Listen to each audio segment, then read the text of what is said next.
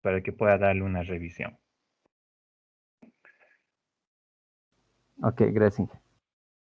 Ok, bien muchachos, muy buenos días. Mientras se nos van uniendo los demás compañeros, por si acaso a partir de este momento estamos iniciando la grabación para la clase del día de hoy. Y bueno, nuevamente solicitarles muchas disculpas por el incidente de ayer. La verdad, no sé, esto ha sido un poquito inédito. En este computador no he tenido anteriormente inconvenientes de esa naturaleza, pero bueno, resulta que salí un momento para desayunar y para cuando volví me reportó un malware que estaba ocupando una gran cantidad de los recursos y demás. Entonces, bueno, estuve un buen tiempo ahí tratando de identificar el problema y todo eso. Aún estoy teniendo un poco ahora de lentitud. Tal vez el sonido se va a entrecortar un poco, pero bueno, yo creo que la alternativa durante el fin de semana va a ser que voy a tener que reinstalar todo o ver alguna opción por ahí. Mm, bueno, nuevamente mil disculpas muchachos.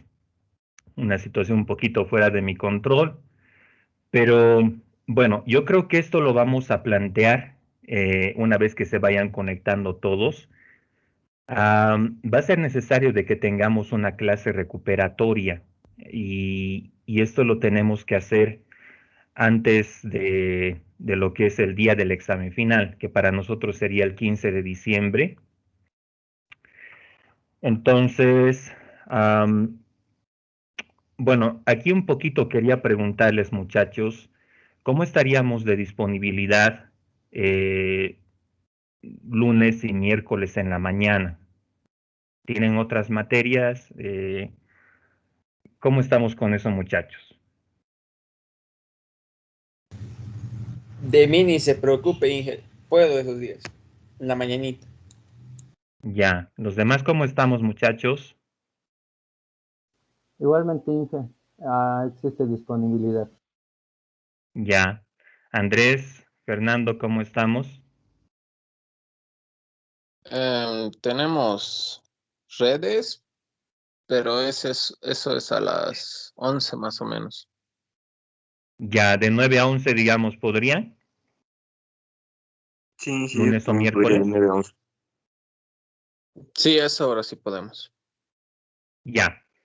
Ok, les voy a confirmar entonces en torno a esto. De todas maneras, muchachos, lo que teníamos que complementar el día de ayer eran los ejemplos de Transfer Learning y de Computer Vision. Ese es un tema complementario a, a la temática de redes convolucionales que hemos visto. Entonces, lunes me indican, ¿verdad? Lunes o miércoles están disponibles entre las 9 y las 11. Sí, Inge.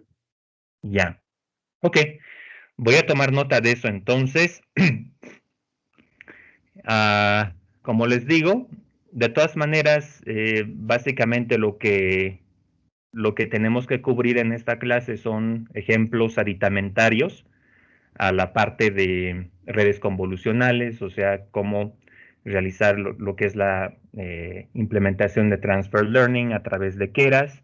Son básicamente ejercicios de programación en su mayor parte, no son conceptos de principio. Los conceptos de redes convolucionales ya los hemos desarrollado como tal. Entonces, solamente para darles una referencia de qué es lo que nos queda por cubrir.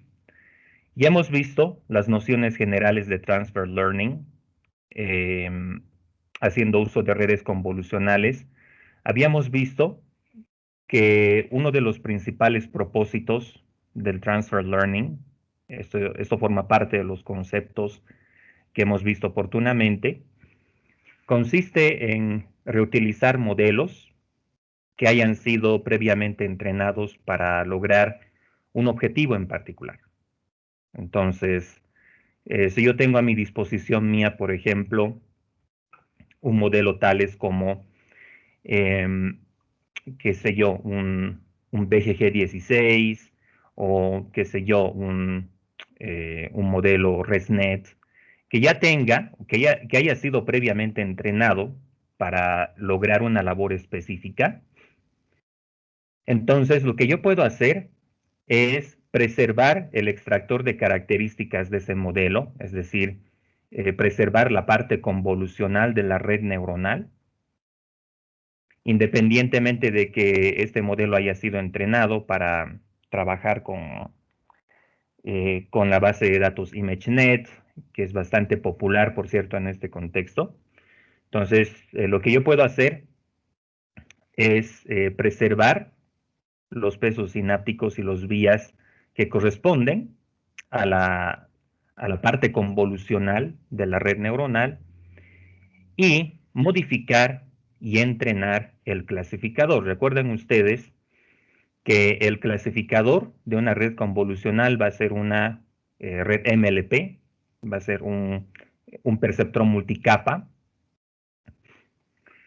que puede tener un número de capas que yo defino, con un número específico de unidades por cada capa. Entonces, esa parte de la red convolucional yo la puedo diseñar de acuerdo a lo que yo necesite hacer. Y bueno, de ese modo puedo tener un modelo plenamente funcional que me permita realizar clasificación de otros objetos, pero utilizando una sección convolucional que haya sido orientada o que haya sido entrenada para otros propósitos. ¿Sí? Entonces, esencialmente de eso se trata, muchachos, todo lo que concierne a Transfer Learning. Y bien, entonces un ejemplo que nos queda por cubrir en torno a lo que es esta parte de Transfer Learning propiamente dicho, es el ejemplo que está señalado en la última diapositiva de esta presentación, que corresponde a una clasificación de imágenes de mascotas, para ser más explícito, perros y gatos. Entonces, en el ejemplo que nosotros vemos, lo primero que se hace, voy a darles un sondeo bien general de qué es lo que se hace acá. Bueno, primeramente, importamos lo que son las librerías que vamos a emplear en el ejemplo propiamente dicho. Luego, hacemos uso de generadores. Los generadores nos permiten básicamente crear artificialmente nuevas imágenes a partir de las que ya están en el dataset. Entonces, te crea aleatoriamente, por ejemplo, imágenes que están invertidas, que están rotadas, etc. Entonces, esto le agrega nuevos ejemplos a nuestro dataset, le agrega nuevos datos. Y siempre que nosotros tenemos una mayor cantidad de datos posibles, una mayor cantidad de ejemplos para entrenar nuestro modelo, entendemos eso como algo positivo, porque de ese modo estamos dándole la posibilidad a nuestro modelo de poder estar expuesto a la mayor cantidad de variantes posibles de imágenes, ya sea de perros y de gatos que yo tenga en el dataset. ¿Ok? Entonces, está demostrado que esa técnica, que es augmentation, ¿sí? Data augmentation, aumento de datos, tiende a mejorar el desempeño de los modelos de clasificación de imágenes en general. Entonces, bueno, es por ello que aquí se tienen los generadores para lo que es entrenamiento y validación.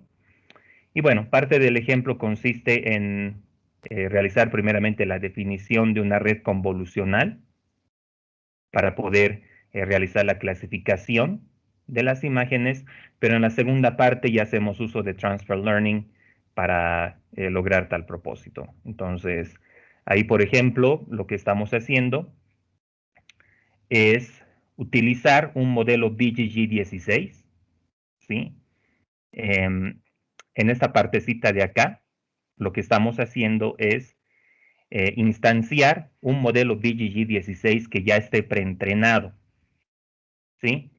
Entonces, la librería Keras nos da la posibilidad de trabajar con modelos que ya estén preentrenados. Hay una gama de modelos que se pueden utilizar y uno de ellos es el VGG16 con pesos, con parámetros que han sido obtenidos como producto de entrenar el modelo con la base de datos ImageNet.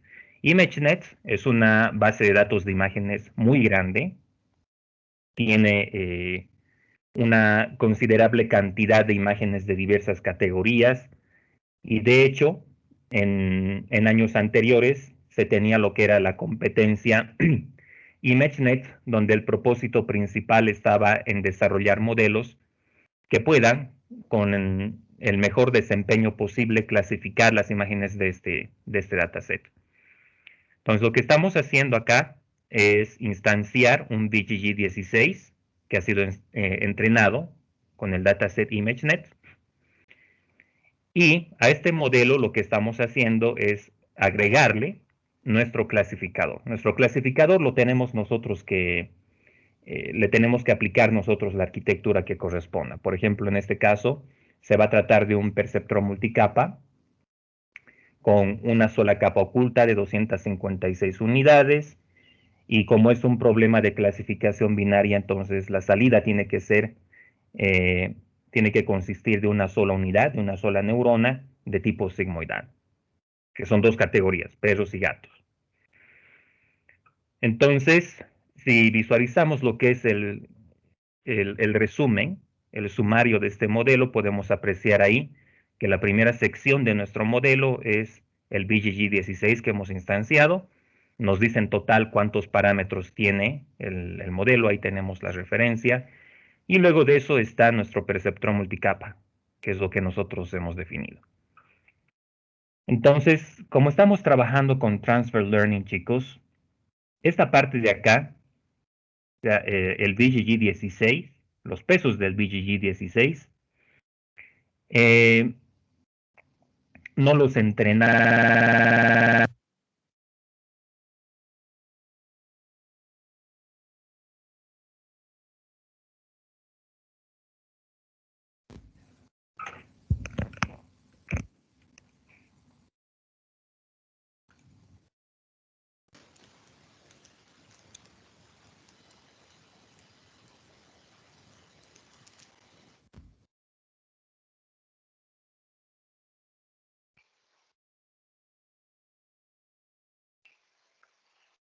Hola chicos, ¿me escuchan? Ahora sí.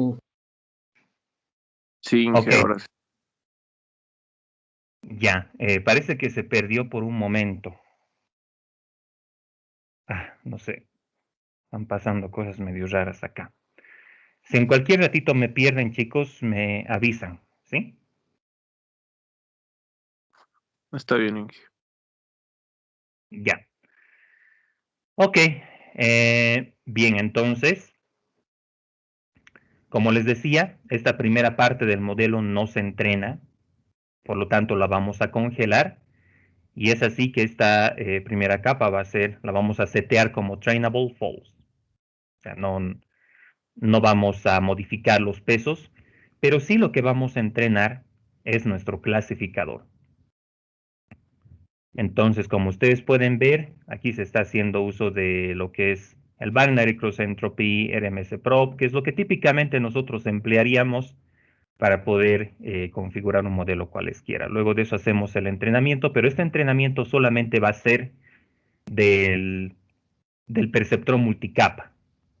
Como hemos congelado la sección convolucional de la red neuronal, entonces esa parte no se va a entrenar, no va a ser pasible a una modificación o nada por el estilo. Ok, bien, entonces algo que podemos ver acá es que el desempeño del modelo preentrenado resulta siendo mejor que si nosotros definimos una red convolucional por nosotros mismos. Pero bueno, cuando ya llegue el momento de trabajar en el ejemplo como tal, vamos a entrar en mayor detalle de ello. Ok, bien, eso era por una parte lo que teníamos que cubrir el día de ayer. De todas maneras, en la clase recuperatoria Vamos a ver a mayor detalle este ejemplo. Vamos a ver un poquito más a fondo sobre los generadores y todo esto. Luego, teníamos que ver básicamente este tema sobre aplicaciones del Computer Vision, donde hay una serie de aplicaciones interesantes que vamos a aplicar. Por ejemplo, una de ellas es la transferencia de estilos, que consiste en tomar dos imágenes, una primera imagen que decimos ser de contenido y una segunda imagen de estilo, y lo que hacemos es aplicar rasgos o características de la imagen de estilos a la imagen de contenido para tener un resultado de las características que ustedes ven acá. Se trata de una aplicación interesante debido a que básicamente lo que nosotros hacemos en este contexto, chicos, es hacer uso de una red preentrenada.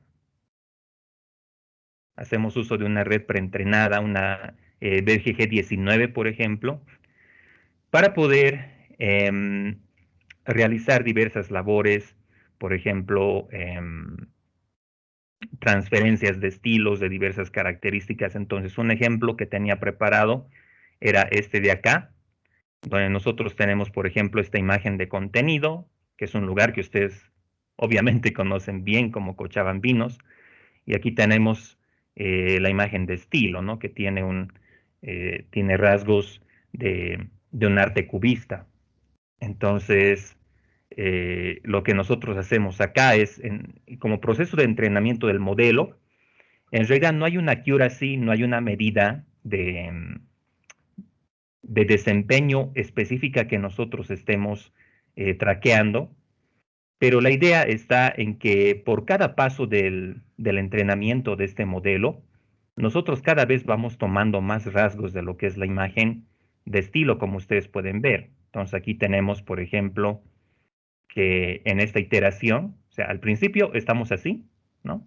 Esta es la imagen de contenido original, pero por cada fase de entrenamiento vean ustedes cómo es que el resultado va tomando rasgos de la imagen de estilos. Entonces cada vez va, va tomando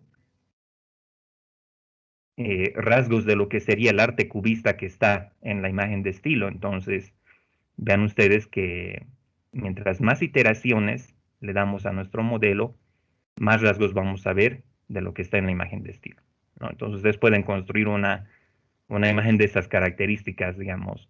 En el paper original se hicieron una serie de experimentos interesantes, por ejemplo, con pinturas de arte abstracto y imágenes de otros estilos también. Se podía ver que las imágenes de contenido adoptaban patrones interesantes. Entonces, la idea de este ejercicio está en poder hacer que ustedes puedan probar con sus propias imágenes también, y bueno, lo vamos a estar viendo a mayor detalle cuando realicemos nuestra recuperación. Luego, entre otras aplicaciones, está lo que es el reconocimiento facial. Tenemos también un notebook para trabajar con lo que es el reconocimiento facial, pero bueno, hay una explicación de por medio que se tiene que realizar antes ahí, que es el tema de cómo se generan los embeddings, los vectores de características de las imágenes a partir de esto. Entonces, esto también lo vamos a ver. Y finalmente lo que es la segmentación de imágenes, donde nosotros podemos detectar personas y también volúmenes en una imagen determinada. Podemos delimitar a través de este tipo de modelos áreas específicas, es decir, los píxeles de un objeto en particular y asociarlos a una categoría determinada. ¿Ok? Bien, entonces, todos estos ejemplos están destinados a poder ser vistos en la clase recuperatoria, chicos. Es básicamente eso. Bien, lo que nos corresponde a partir de ahora empezar a ver, siguiendo nuestra planificación del curso, es ingresar a la parte de redes recurrentes. Entonces, hasta el momento hemos estado viendo las características, los rasgos principales de las redes convolucionales. Habíamos también podido apreciar de que una de las principales fortalezas de las redes convolucionales está en lo que son las aplicaciones vinculadas a la visión artificial, el computer vision en general. ¿Sí?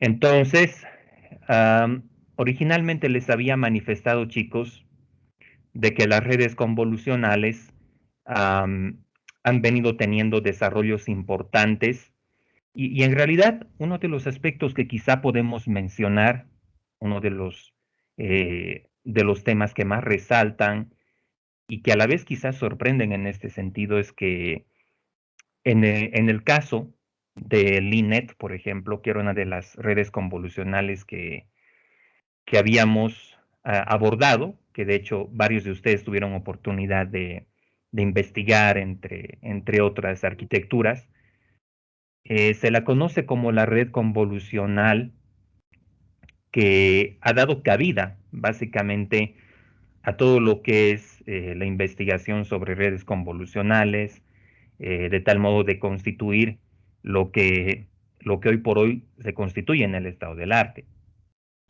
Pero han pasado más de 10 años en realidad para que realmente se pueda aprovechar los beneficios que tenían las redes convolucionales. Y eso es porque de principio existían notables limitaciones en torno a lo que era el hardware computacional y pues entrenar una red convolucional con las capacidades computacionales que se tenían anteriormente era una labor que tomaba mucho tiempo.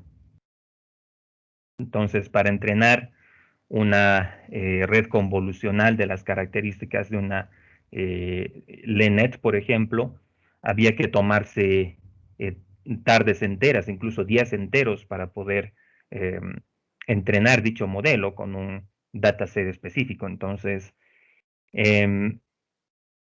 cuando ya se trabaja con datasets más grandes, pues no podemos tomarnos ese tiempo, ¿no? Entonces tenemos que encontrar alternativas en torno a lo que es el hardware computacional y las capacidades de cómputo a diversos niveles. Entonces, estas capacidades se fueron desarrollando durante todo lo que es la década, a principios de siglo, básicamente. Estoy hablando de los años entre el 2000 y el 2010, que es donde se empieza básicamente a realizar mucha más investigación en torno a redes convolucionales y ahí empiezan a surgir una serie de arquitecturas interesantes que hoy por hoy se han constituido, diríamos, en un estado del arte, en una especie del estado del arte en torno a lo que son las redes convolucionales, ¿no? Entonces, es en este tiempo, 2010 y el 2015, diríase, porque ahora están surgiendo nuevas arquitecturas en general, que surgen redes convolucionales tales como la AlexNet, la BGG, después ResNet, y bueno, se realizan importantes descubrimientos también en torno a diversas áreas, pero nada de esto hubiera sido posible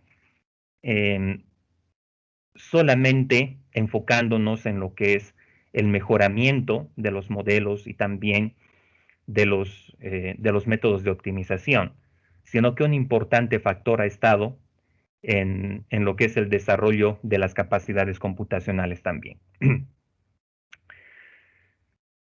Entonces,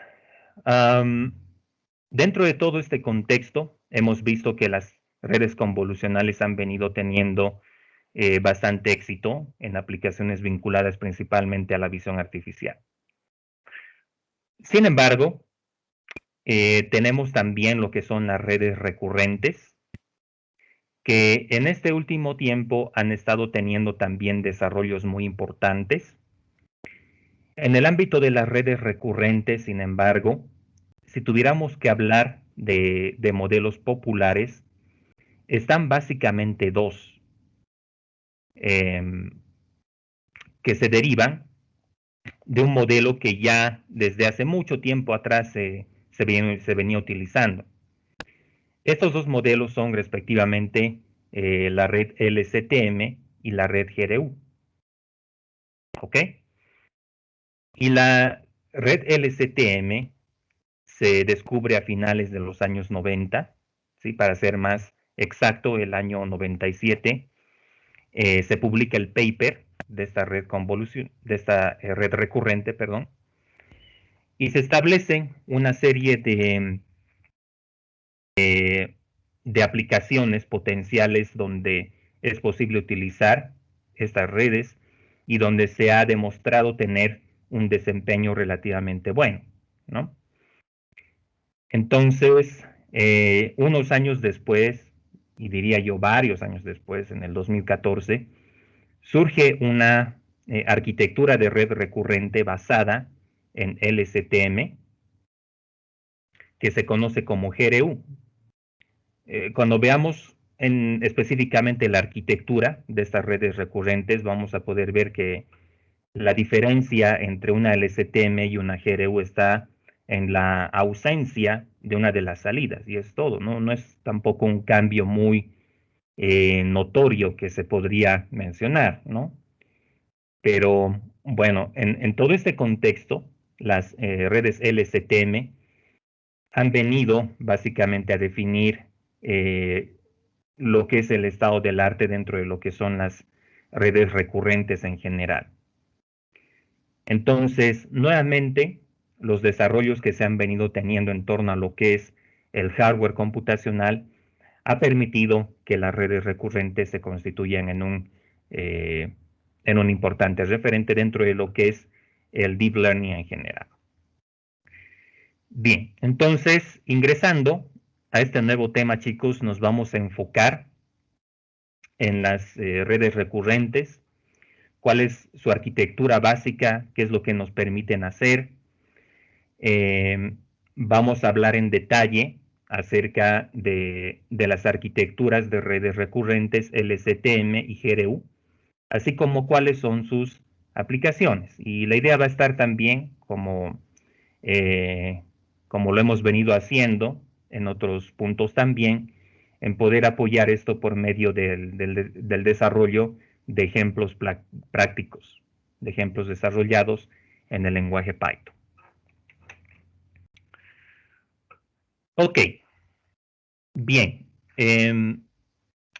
La arquitectura general de las redes recurrentes es así como nosotros podemos destacar acá. ¿Sí? Decimos que son redes recurrentes porque constan de una conexión que refiere a la misma celda, ¿sí? Vamos a entender nosotros toda esta parte de acá. De hecho, conviene que vayamos identificando las partes adecuadamente. Entonces, esta notación que nosotros vamos a ver, esta notación del rectángulo, nos va a indicar de que todo esto es una celda.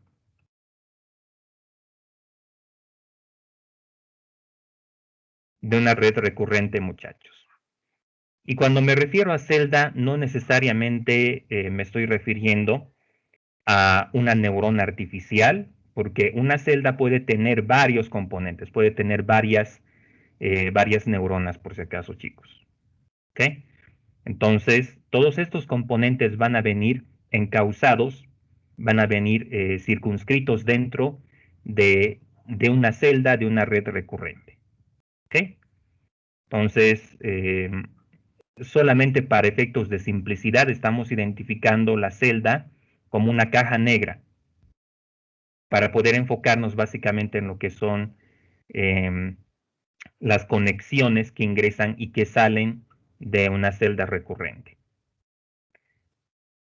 Entonces,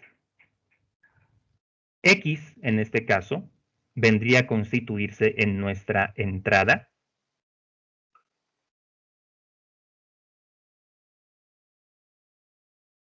Y podemos tener varias de estas entradas dispuestas en la forma de una serie de tiempo, muchachos.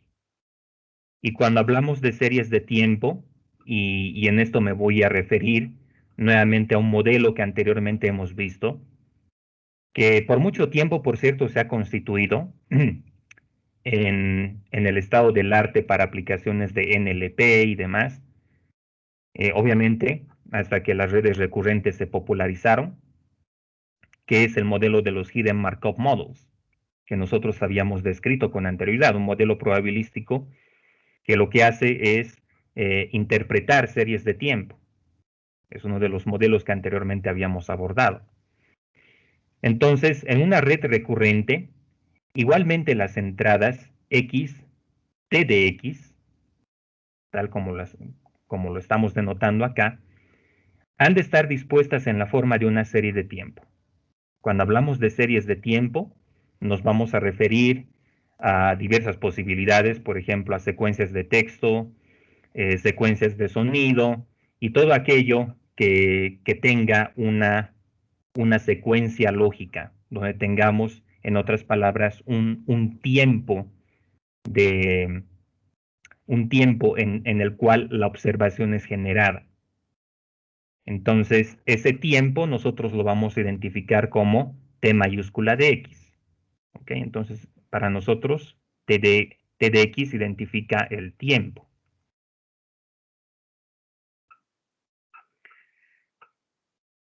Ok, entonces, luego de realizar el procesamiento característico de, de nuestra red recurrente o de nuestra celda, vamos a tener una respuesta, vamos a tener una salida, ¿sí?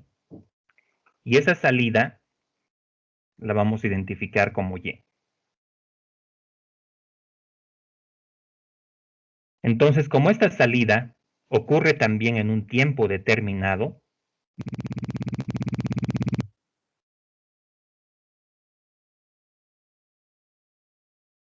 Inge, otra vez creo que su micrófono falló. Pero sonó raro, Inge.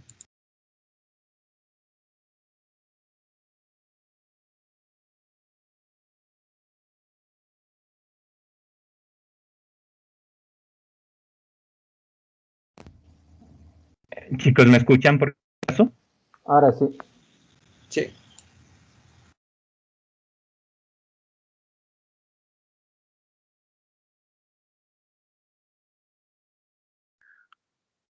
Sí, Inge.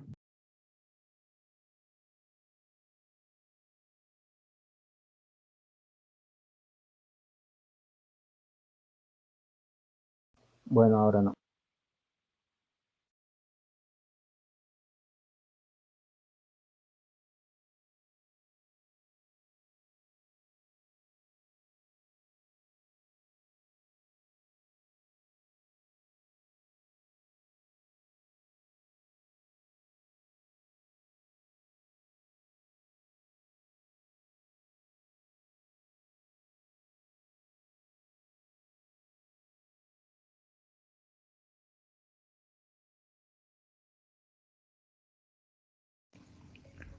Ya, chicos, ¿me escuchan? Ahora sí. Ok, mil Sí. disculpas. Ya. Ok, entonces, estos serían los componentes esenciales de la celda de una red recurrente, tal como podemos ver en este caso. Entonces, tenemos en primera instancia lo que son las entradas que se desenvuelven en un ámbito temporal, en una serie de tiempo, en otras palabras. Luego tenemos las salidas, ¿sí? Entonces, estas salidas igualmente van a ir teniendo lugar en un ámbito temporal. Y luego, como ustedes pueden ver, aquí tenemos una conexión de esta celda. O sea, podemos apreciar que la conexión se realiza a sí misma, ¿no es cierto? Es como si esta celda se estuviera autorreferenciando. Entonces, eso es lo que nosotros vamos a identificar como hidden state.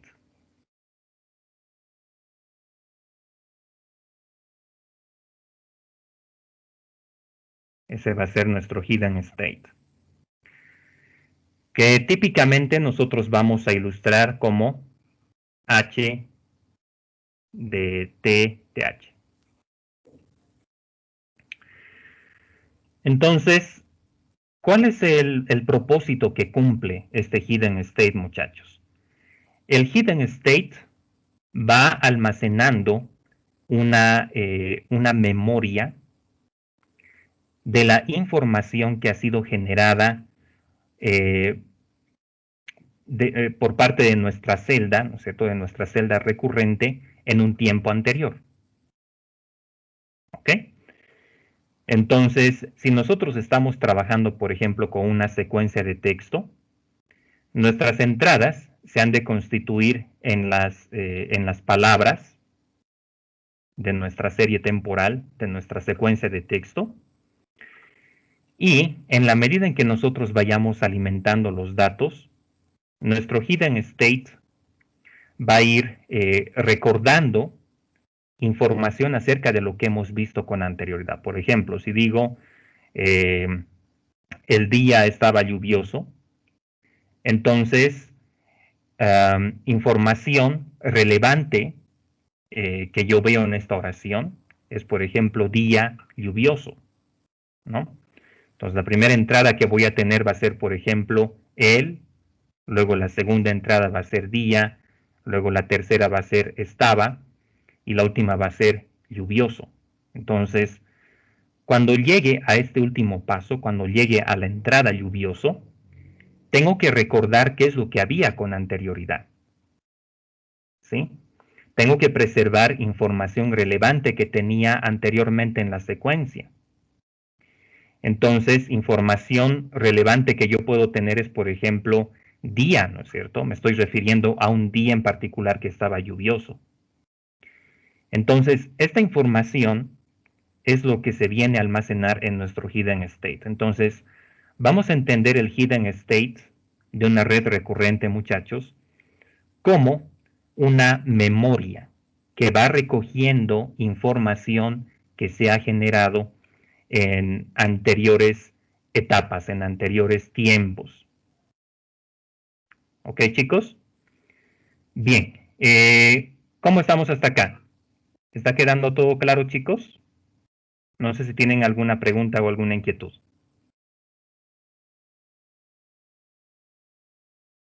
Todo bien, Inge. Ya. Me van a disculpar, muchachos, me están llamando por acá. Voy a volver con ustedes en un momentito.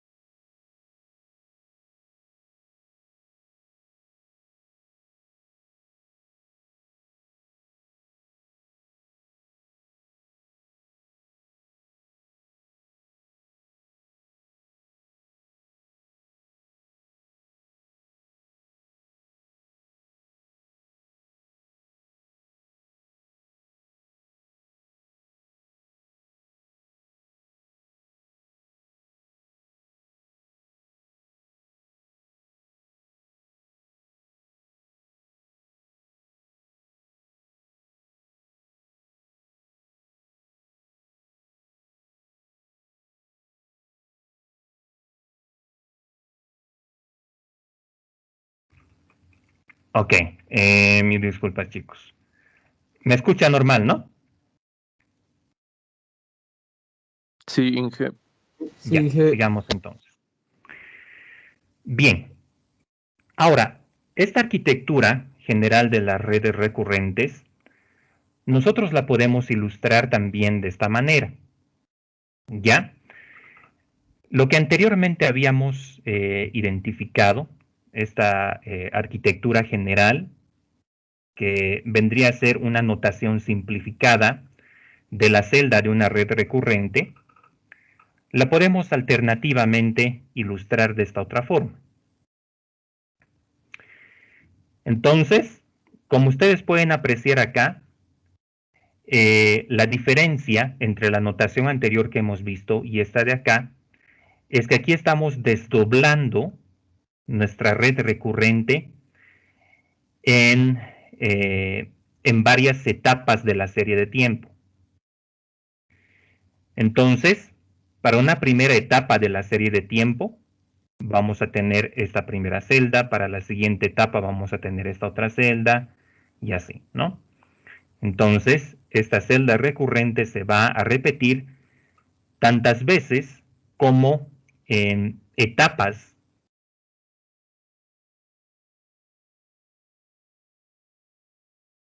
Hola, hola. Sí se escucha, Inge.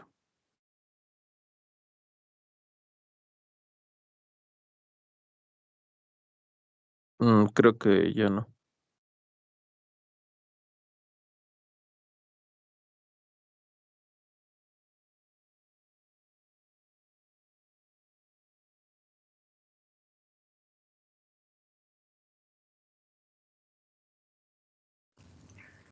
Hola chicos, ¿me escuchan? Ahora sí. Ahora sí.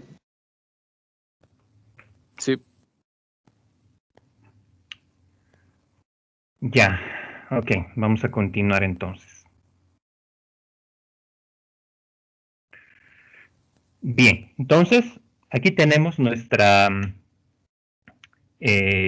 arquitectura, pero vista desde el punto de vista de cuántas series de tiempo nosotros tenemos asociada a nuestra red convolucional. Entonces, una primera etapa genera una salida, una segunda etapa genera otra salida y así sucesivamente. ¿Ok? Bien. Entonces, un claro ejemplo de cómo se desempeña nuestra red recurrente es así como ustedes pueden apreciar acá. Entonces, un ejemplo de red recurrente sería, por ejemplo, esta secuencia de texto o un ejemplo de datos recurrentes sería esta secuencia de texto que ustedes pueden ver que dice la casa blanca estaba vendida. Podemos asumir que hay otras palabras más entre las dos últimas que estamos apreciando acá. Entonces, cuando tenemos la primera entrada a nuestro modelo, vamos a tener una salida específica, digamos y sub 1. Luego vamos a tener otra entrada que va a ser casa, por ejemplo, y vamos a tener una salida correspondiente a dicha entrada, luego blanca y así, ¿no? Entonces, por cada una de las entradas que nosotros vamos viendo acá, vamos a ir generando salidas acordemente. ¿Ok?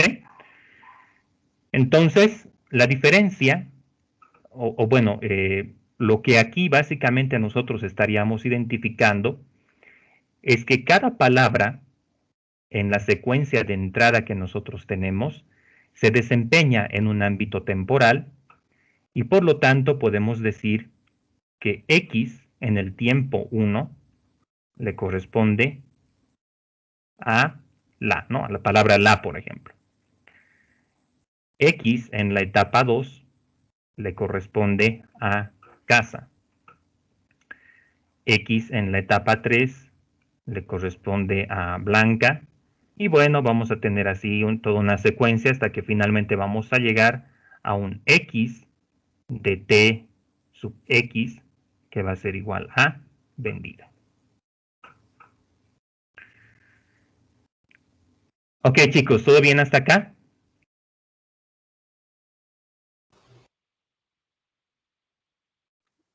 Sí, Inge, todo bien. Ya.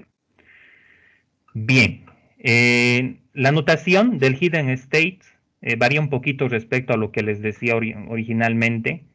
Aquí estamos utilizando la letra A para ilustrar cada uno de los pasos, pero bueno, es más común utilizar la letra H para identificar el hidden state, pero bueno, básicamente como les indicaba, el hidden state lo que va haciendo es almacenar, recordar información que se ha generado en etapas anteriores de nuestra serie temporal. Ese es el propósito general que tiene.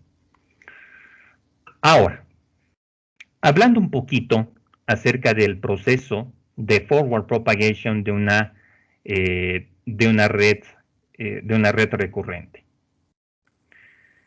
El proceso de forward propagation es muy similar a lo que nosotros ya hemos visto con anterioridad en otros modelos, ¿sí? Entonces, hablando en particular de una de las arquitecturas más sencillas de redes recurrentes, podemos hablar, por ejemplo, de lo que son las redes RNN. ¿Sí? Estas son las redes RNN. O simplemente Recurrent Neural Networks. Entonces, esta es la arquitectura más antigua, más que básicamente ha dado cabida a las arquitecturas que posteriormente han ido saliendo. Y lo que nosotros tenemos acá, este recuadro que ahora estoy mostrándoles, tiene una sola unidad, una sola neurona, con una función de activación sigmoidal, o bueno, dependiendo de cuál sea la aplicación con la cual yo esté desarrollando, puedo tener también una función softmax o de otras características. Entonces, esto va a producir una salida, que va a ser nuestro Y, y también va a producir un hidden state, un H, que se va a alimentar a la siguiente celda de nuestra red recurrente. Y como entrada, vamos a tener un X. ¿Ok? Entonces, chicos, como les digo, y bueno, esto obviamente va a venir conectado con un H que se ha generado en un tiempo t-1, o sea, vamos a tener un hidden state que viene del tiempo anterior, en otras palabras. Entonces, hablando de un forward propagation, lo que va a ocurrir acá es que esta entrada se va a multiplicar con un peso sináptico y bueno, se va a sumar también a un bias que tiene asociada esta red. O sea, por aquí vamos a tener un bias. Entonces, este peso sináptico se va a multiplicar por la entrada, se va a sumar al bias y todo esto se va a sumar al hidden state de la etapa anterior, t-1. Entonces, como resultado, vamos a tener la salida de la red recurrente, de la red RNN, pero vamos a tener también un hidden state actualizado en el tiempo t. ¿Ok? Bien, de esta arquitectura básica que ahora les detallo acá, se han ido desprendiendo otras arquitecturas un poco más avanzadas de redes recurrentes, y es así que tenemos lo que son, por ejemplo, las LSTMs y posteriormente las GRUs, cuya diferencia principal radica en el número de neuronas o en los componentes que se tienen dentro de una celda recurrente, como ustedes pueden ver acá. ¿Ok? Esa es la diferencia fundamental. Entonces, nosotros podemos hacer de cuenta, en este ejemplo básico, que todas estas celdas que estamos viendo acá, esta primera celda, esta otra y las siguientes que tenemos ahí, tienen esta estructura, o bien pueden tener, por ejemplo, la estructura ya sea de una red tipo LSTM o de una red GRU. Es básicamente eso. Ok, entonces en el proceso de forward propagation lo que nosotros vamos a hacer es multiplicar las entradas por los pesos sinápticos de cada celda, vamos a sumarle el bias correspondiente y a partir de ellos cómo vamos a generar una salida y también un hidden state actualizado para la siguiente etapa. El proceso de backpropagation, mejor dicho, de igual modo, tiene mucha similitud a cómo nosotros hemos encarado esto en anteriores modelos. Entonces, en el proceso de backpropagation, lo que va a ocurrir es que nosotros vamos a ir retropropagando el error. ¿Sí? Esta línea que va hacia atrás, ustedes pueden identificarla como el error de tiempo.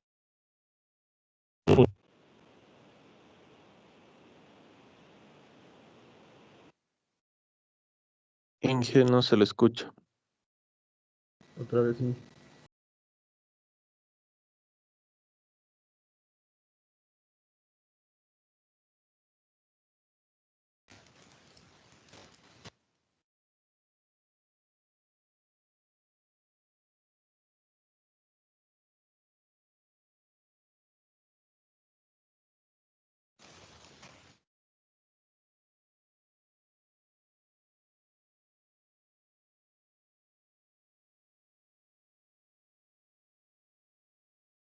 Aún no se le escucha.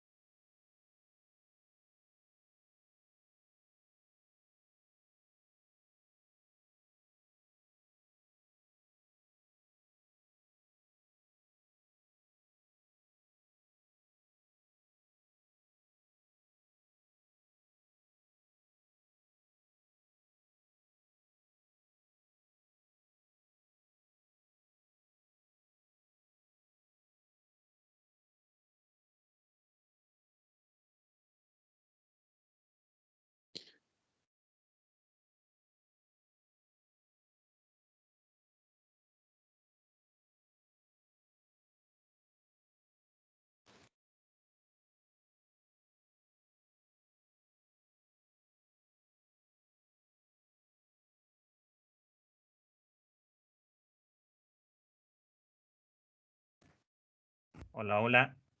Ahora sí se lo escucha. Ahora sí, Ya. Inge. Definitivamente no sé qué está pasando con esto. Se me está desconectando aleatoriamente el sonido. Bueno, a mil disculpas por estos inconvenientes técnicos, chicos. Para la siguiente semana voy a ver la mejor forma de poder solucionar todo esto. Bien, entonces, en el ámbito del backward propagation, lo que va a ocurrir, y esto tiene un comportamiento análogo a cómo nosotros esto veríamos en otros modelos, es que el gradiente se va a ir propagando a etapas anteriores de nuestra secuencia de tiempo, a celdas anteriores, en otras palabras. ¿Ok? Bien, entonces, ahora, a propósito de lo que es el backpropagation de redes recurrentes, muchachos, nosotros podemos indicar de que justamente las arquitecturas de redes recurrentes que se han ido gestando, que se han ido investigando, tienen mucho que ver con el tema de que estas redes recurrentes, especialmente cuando trabajan con secuencias muy largas, tienden a incurrir en un problema que conocemos como el gradiente desvaneciente o vanishing gradient, o bien el exploding gradient. Entonces, ¿qué es lo que ocurre cuando nosotros tenemos este tipo de escenarios? Cuando estamos ya sea ante un escenario de un vanishing gradient o de un exploding gradient. Eso implica de que el valor de los gradientes calculados en nuestra red recurrente se va haciendo ya sea muy grande, se va elevando bastante, o bien se va haciendo muy pequeño.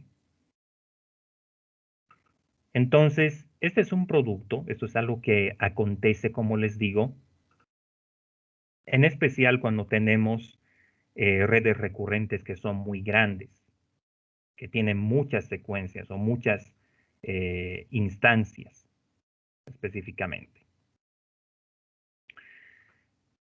Entonces, las arquitecturas de redes recurrentes que vamos a ver más adelante, tales como la LSTM y la GRU, se han investigado justamente en el sentido de poder sobrellevar este tipo de escenarios, ya sea el vanishing gradient o el exploding gradient específicamente.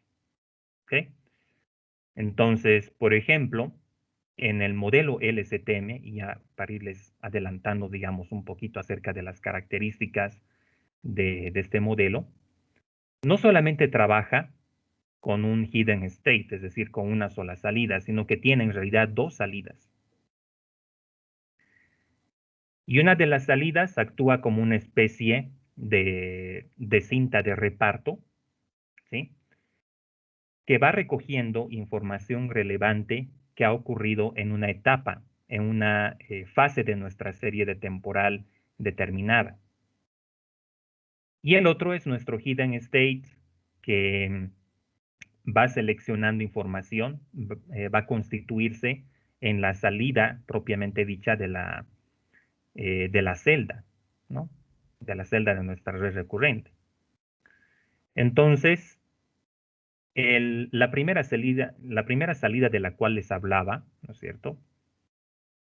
Se encarga justamente de mantener la mayor cantidad de información posible que consideramos que es relevante, que se tiene que alimentar a una siguiente celda de nuestra red recurrente. Entonces, esta primera salida cumple también la función de poder sobrellevar posibles escenarios de desvanecimiento del gradiente o de gradiente explosivo, cualquiera de los dos escenarios que puedan dar, si nos permite trabajar con series temporales que son muy largas. ¿Ok? Entonces, pero bueno, solamente para darles una referencia en torno al backpropagation de redes recurrentes, es que cuando tenemos series muy largas, las redes de tipo RNN van a tender con mucha facilidad a este problema, ya sea del vanishing gradient o del exploding gradient.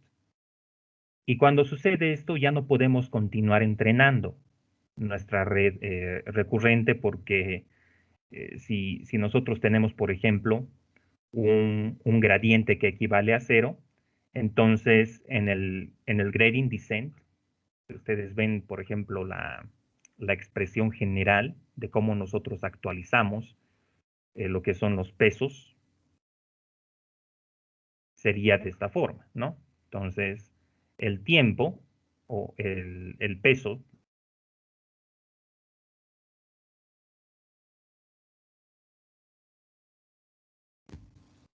¿Me escuchan? Sí, Sí, Inge, todo bien. Entonces, este peso en un tiempo determinado o en una etapa de entrenamiento va a ser el peso en un tiempo anterior menos una tasa de aprendizaje por el gradiente, ¿no?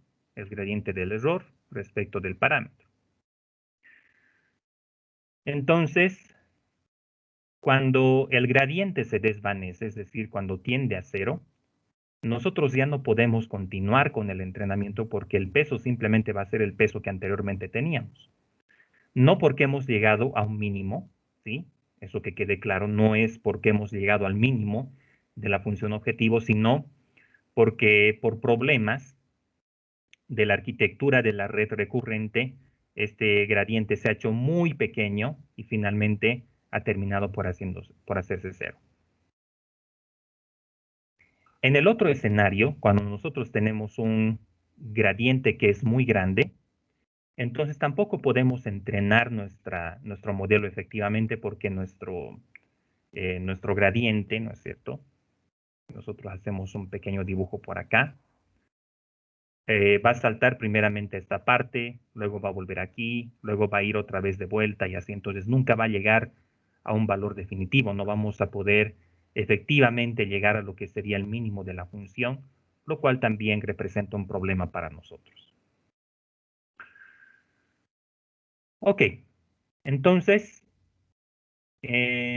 por ello es que en las redes recurrentes es importante también la definición de una arquitectura que nos permita sobrellevar estos escenarios. Bien.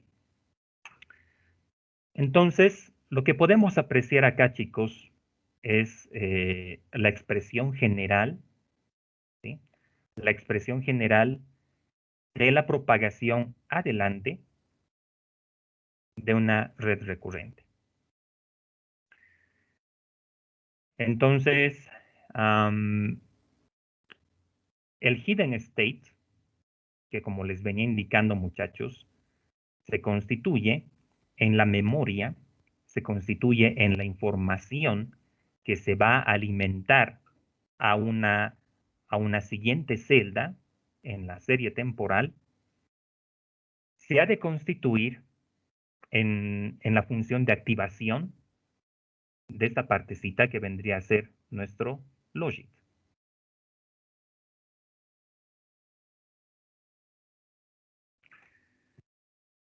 Y nosotros podemos identificar esto gráficamente de la siguiente manera.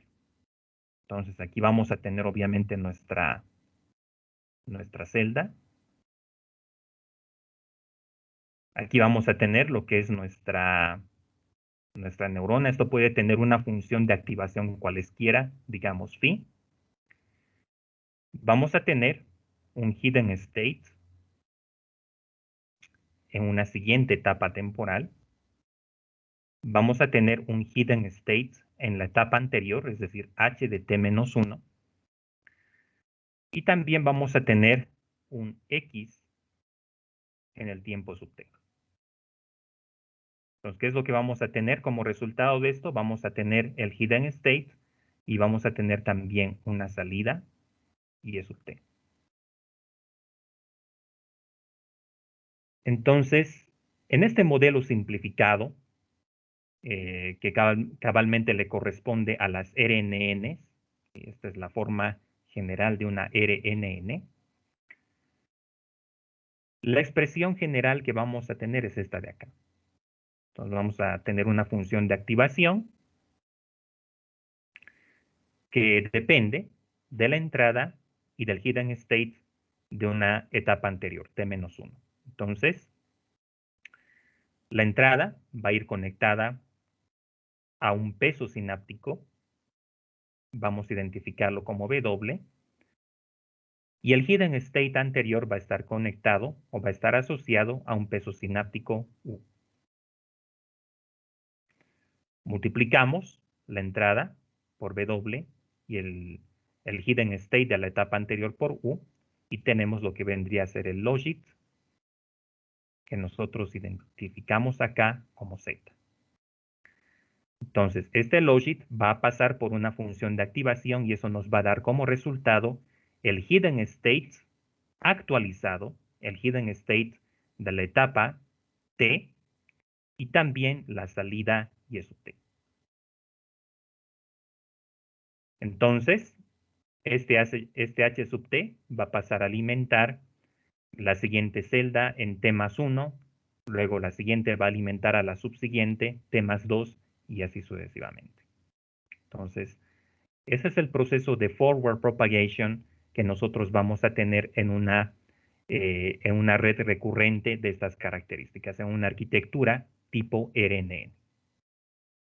Cuando nosotros trabajamos con LSTMs, chicos, y cuando trabajamos con GRUs, las ecuaciones van a ser un poquito diferentes porque no solamente vamos a tener un componente dentro de la celda, sino que vamos a tener otros también. Algunos nos van a permitir tomar información relevante de las anteriores etapas, otros se van a encargar de eliminar información que consideramos irrelevante, pero al final de cuentas, la interacción de estos componentes que vamos a tener en una celda determinada es lo que le da el comportamiento general a la celda de una red recurrente de estas características.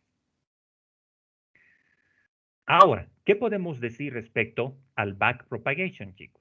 El backpropagation tiene similares características a lo que hemos visto en anteriores modelos, pero este backpropagation de las redes recurrentes también se desenvuelve en un ámbito temporal.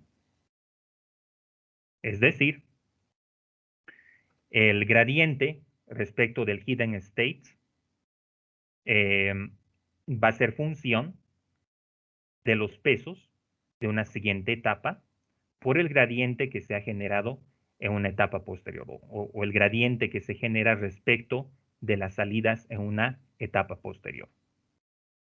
Entonces, este gradiente se va reproduciendo a las anteriores etapas de tal modo de ir retropropagando lo que sería el error que se da en tiempos posteriores de nuestra secuencia. Es así como nosotros interpretamos el backpropagation en redes recurrentes. Entonces, esta recursividad, chicos, nosotros ya la hemos visto con anterioridad. Uno, en las redes MLP, en los perceptrones multicapa, que hemos visto de principio. Y dos, también lo hemos visto en las redes convolucionales. Recuerdan ustedes que para poder determinar el gradiente, ¿no es cierto?, de una capa convolucional posterior, se tenía que, o el gradiente de una etapa anterior, mejor dicho, de una capa anterior, dependía de los gradientes que se calcularon en capas posteriores, en capas ulteriores de nuestra red convolucional. Por ejemplo, un gradiente de la capa 1 depende del gradiente que ha sido calculado en la capa 2. Y el gradiente que se ha calculado en la capa 2 depende del que se ha calculado en la capa 3 y así. Entonces, en las redes recurrentes funciona de igual forma. El gradiente que nosotros tengamos en una etapa anterior va a depender del gradiente que se evaluó en una etapa siguiente, una etapa T+1 si ustedes quieren. Ok, chicos, ¿todo bien hasta acá?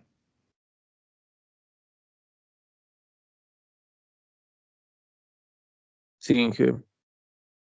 Ok, perfecto. Bien.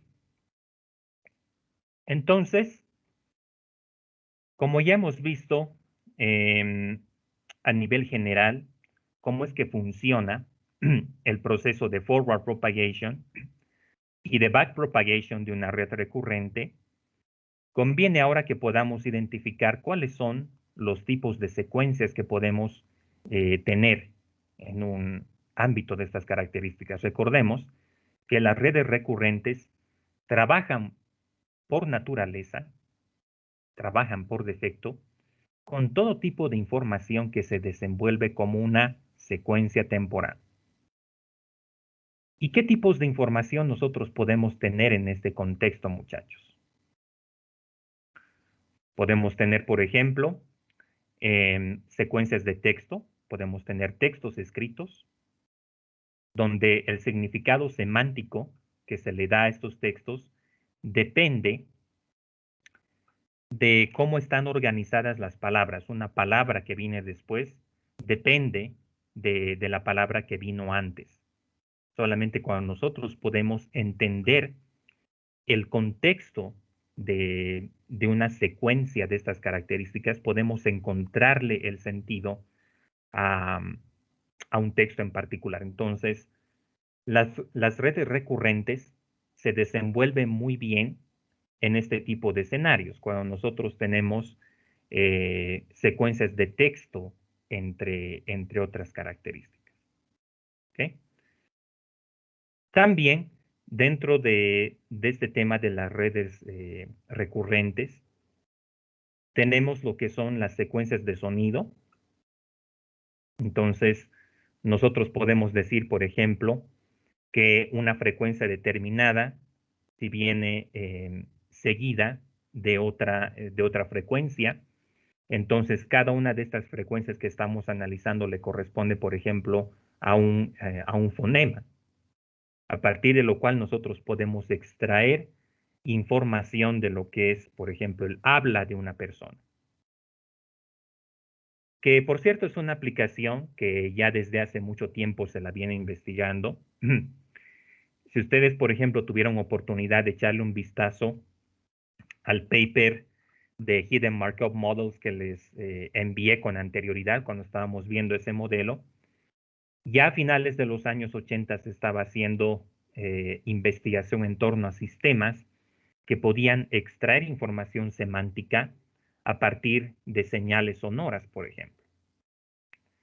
Entonces, esta información, lo que nosotros hacemos es alimentarla a un modelo que interpreta series de tiempo y podemos extraer información, podemos realizar predicciones en torno a esa información particular. Entonces, lo mismo sucede en el ámbito de las redes recurrentes. Nosotros podemos realizar como parte de nuestro preprocesamiento de una señal de sonido, la extracción de determinadas características, por ejemplo, las frecuencias o cualquier otro tipo de información disponible en la forma de una serie y alimentarlo a una red recurrente para realizar predicciones en torno a ello. Entonces, las secuencias que nosotros podemos tener pueden tener diversas estructuras, tal como nosotros podemos ver. Por ejemplo, acá tenemos un texto que dice 250 y lo que esperamos es que nuestro modelo pueda identificar esta secuencia de dos palabras como un número, por ejemplo, el número 250. Aquí nosotros tenemos una secuencia de 4 palabras que nos dice la película estuvo pésima. Entonces, en este segundo escenario, por ejemplo, lo que nosotros estamos haciendo es asociar, ¿sí? Asociar este texto como una revisión, como un comentario positivo o negativo de lo que se está hablando acá. Entonces, aquí, por ejemplo, palabras relevantes que podemos extraer serían película y pésimo. ¿Okay? Entonces, ¿qué es lo que yo hago? Alimento esta secuencia de palabras a mi red recurrente, la película estuvo pésima. Este modelo va a tener la capacidad de poder interpretar, de poder realizar predicciones en torno a esta secuencia y me va a dar como resultado una predicción de características binarias, una predicción binaria que, por ejemplo, va a tener el valor de 1 para una revisión positiva y 0 para una revisión negativa, ¿no? Entonces aquí eso es lo que podemos ilustrar en las caritas que están al lado, por ejemplo, ¿no? O sea, un review positivo o un review negativo. Entonces, este segundo ejemplo, por cierto, que podemos ver acá, chicos, ilustra lo que nosotros conocemos como sentiment analysis.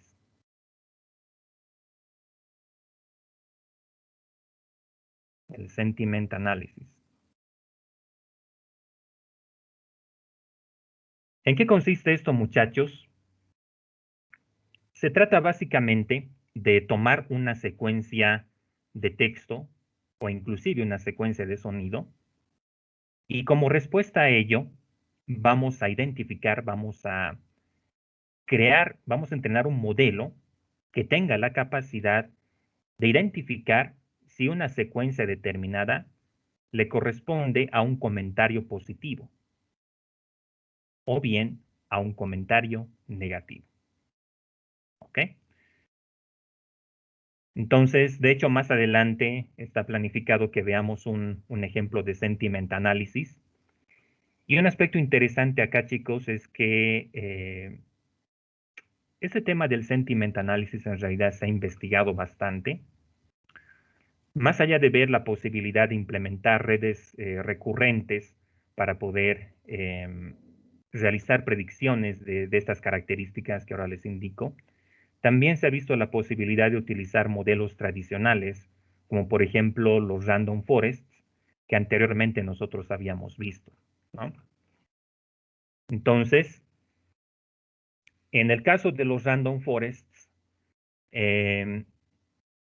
no tenemos como tal la capacidad de interpretar el texto como una secuencia, sino que cada palabra asumimos que es estadísticamente independiente de las otras que se tienen, pero bueno, aún en este tipo de escenarios se tienen buenos resultados. Lo mismo puede decirse, por ejemplo, de los clasificadores de correo electrónico que identifican el texto de un mensaje como spam o como no spam.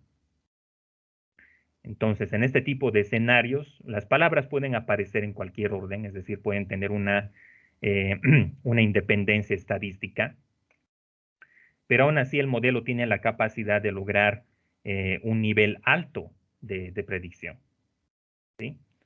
Entonces, cuando nosotros no hablamos de una secuencia en particular, cuando las palabras pueden entrar en cualquier orden, o cuando asumimos que hay una independencia estadística entre las palabras, entonces estamos hablando de un modelo NLP tipo bolsa de palabras, ¿no? Common Bag of Words, que es algo que más adelante vamos a estar detallando. Entonces, pero bueno, las redes recurrentes tienen su lugar básicamente en todo aquello que se desenvuelva como una serie de tiempo y donde nosotros necesitemos recordar información que ha tenido lugar con anterioridad en dicha secuencia para poder realizar predicciones. Ahora bien, por otra parte, podemos tener una entrada de tipo sonido y una conversión de este sonido a lo que es un texto, tal como ustedes pueden ver. Entonces, la persona, por ejemplo,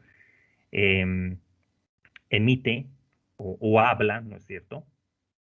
Da una serie de palabras, ¿no es cierto?, en la forma de una señal sonora, y esta señal sonora se interpreta como un texto que es, por ejemplo, acá, hola mundo a todos. Ahora bien, con anterioridad ya habíamos hablado también acerca de lo que es la cardinalidad, chicos. Les había mencionado algo sobre esto cuando estuvimos justamente abordando el tema de Hidden Markov Models. Pero bueno, conviene destacar ahora mismo en qué consiste lo que es la cardinalidad. Entonces podemos tener, por ejemplo, una cardinalidad, y hablando en torno a entradas y salidas. Podemos tener, por ejemplo, una cardinalidad de n entradas y una sola salida. Y un claro ejemplo de ello es el caso del sentiment analysis. ¿Sí?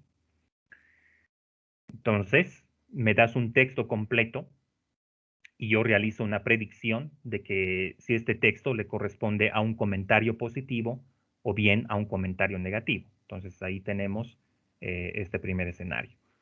Podemos tener también una cardinalidad de una sola entrada a n salidas. Es decir, yo te doy un solo comando y tú me generas una secuencia, ¿sí?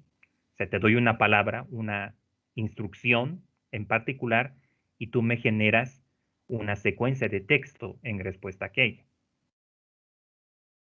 Entonces, igualmente hay diversas aplicaciones que ingresan en este contexto. O sea, yo te doy un comando puntual y tú me generas una secuencia. Por ejemplo, si yo estoy, qué sé yo, entrenando un modelo recurrente para un robot, que yo le doy un comando y quiero que siga una secuencia de, qué sé yo, de pasos en una arena, entonces, en este caso, yo entrenaría un modelo recurrente que le permita a este robot tomar un solo comando y luego seguir una secuencia determinada en la arena en la cual se está moviendo el robot, por ejemplo. Ese es un escenario posible. Y luego tenemos también la cardinalidad de N a N, o M a N, para ser más explícito en todo caso. Donde básicamente nosotros vamos a tener una secuencia cualesquiera como entrada y vamos a producir una secuencia como salida. Y un claro ejemplo de ello sería la traducción de textos, por ejemplo. En la traducción de textos, yo voy a tener, qué sé yo, un párrafo o un capítulo completo como entrada, y por ende voy a tener varias palabras asociadas a aquello, y como respuesta voy a emitir un texto que está en otro idioma. Por ejemplo, el texto original va a estar en el idioma español y la salida va a estar en el idioma inglés. Entonces, existen arquitecturas de redes recurrentes que me permiten resolver este tipo de problemas, ¿no? Ahí tenemos, por ejemplo, las arquitecturas encoder-decoder, donde yo alimento el texto de entrada, el texto en el idioma original, al codificador o al encoder, y luego el decoder me va a dar como salida el texto, pero en el otro idioma, ¿no? Entonces, eh, podemos tener en este sentido una cardinalidad de estas características. Ok, chicos, ¿todo bien hasta acá? Sí, Inge. ¿Podría mencionar tal vez algunos otros ejemplos de cardinalidad?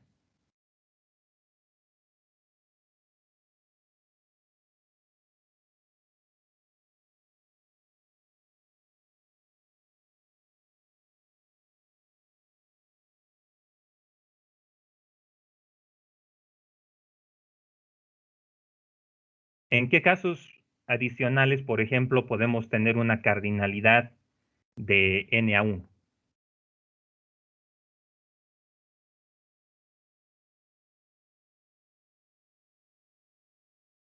Además del sentiment analysis. ¿Podrían pensar en alguna aplicación?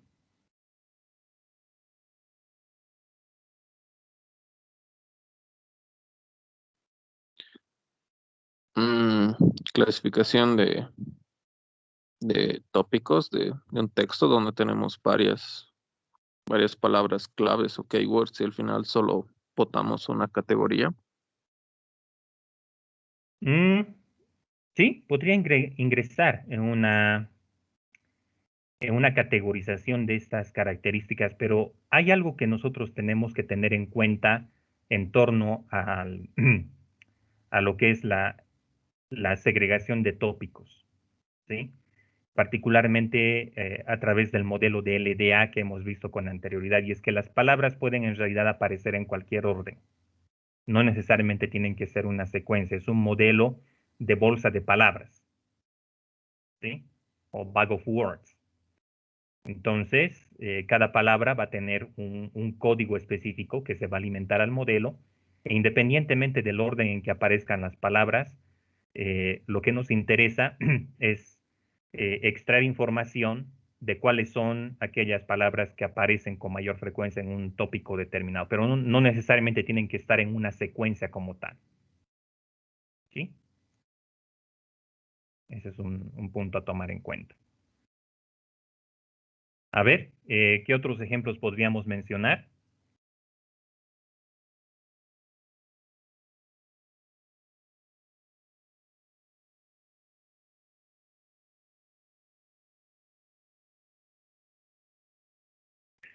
Cuando nosotros escribimos, por ejemplo, una secuencia de textos en WhatsApp, ¿no es cierto? Si estamos solicitando algún servicio del banco, por ejemplo, y colocamos una secuencia de textos, o sea, un mensaje en particular, entonces este mensaje va a estar compuesto por varias palabras que están identificadas en la forma de una secuencia.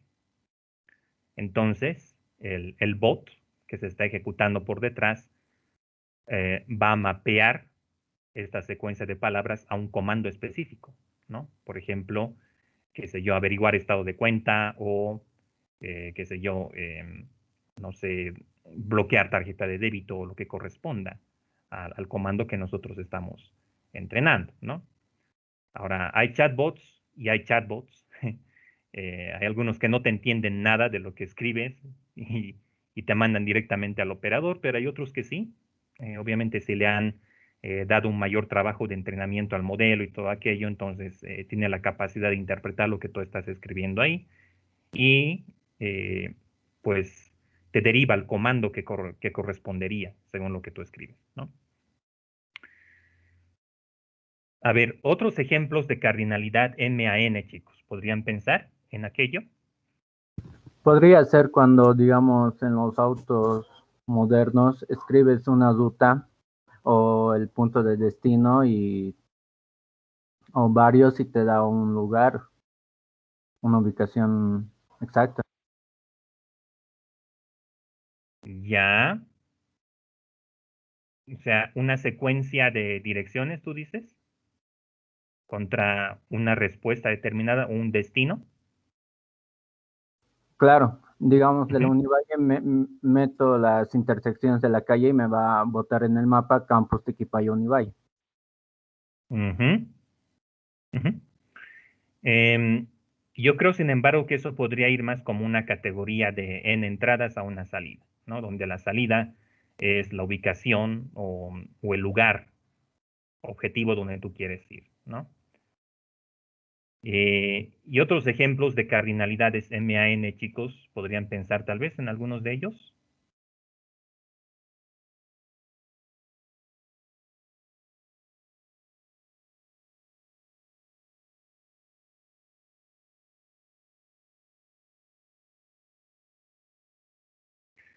Yo creo que el mismo ejemplo que hemos visto al final, este de acá, o sea, yo te doy una secuencia en la forma de una señal sonora, por ejemplo, y tú traduces esta señal sonora en un texto. Entonces, les había indicado de que la señal sonora, obviamente, luego de haber realizado el proceso de extracción de características y todo aquello, se va a constituir en una serie de tiempo.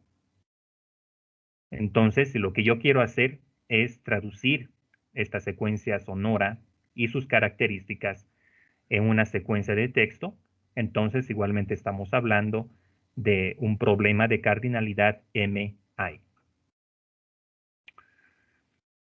Ok, chicos, hasta acá todo bien. No sé si tienen alguna consulta o alguna inquietud por si acaso.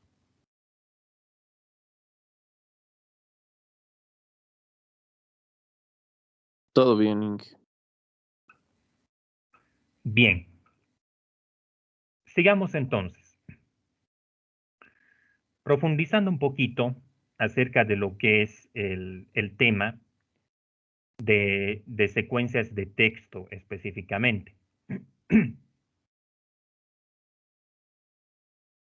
El texto de un dataset que nosotros le aportamos a un modelo específico, cada una de las palabras que componen, ¿sí? Este dataset, nosotros lo podemos almacenar dentro de un diccionario de palabras, que típicamente han de constituir el vocabulario completo que nosotros encontramos en nuestro dataset. Perdón, chicos. Entonces, nosotros podemos tener un conjunto de palabras, ¿no es cierto?, que vamos a identificar desde ahora como corpus de palabras, que tiene, por ejemplo, las palabras before, false, the rain, today. Obviamente,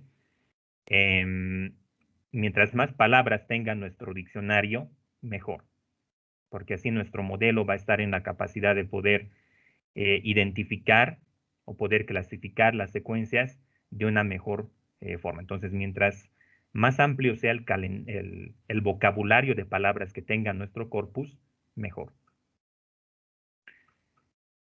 Entonces, una forma en la cual, perdón chicos,